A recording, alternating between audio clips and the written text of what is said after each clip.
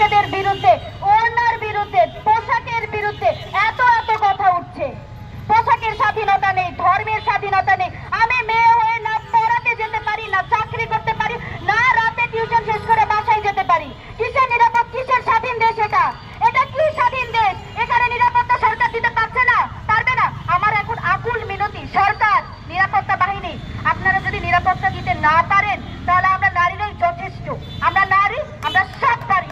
আমরা আমাদের নিরাপত্তা দেওয়ার জন্য যে কোনো ভাবে আইন আছে, বাবাদের কাছে, দাদাদের কাছে, বাসের হেল্পার, ড্রাইভার, রিক্সা চালক, বড় ভাই, সিনিয়র শিক্ষক, সবার কাছে আকুল বিনতি, আমাদেরকে মেয়ে হিসেবে, বোন হিসেবে, মা হিসেবে দেখবেন।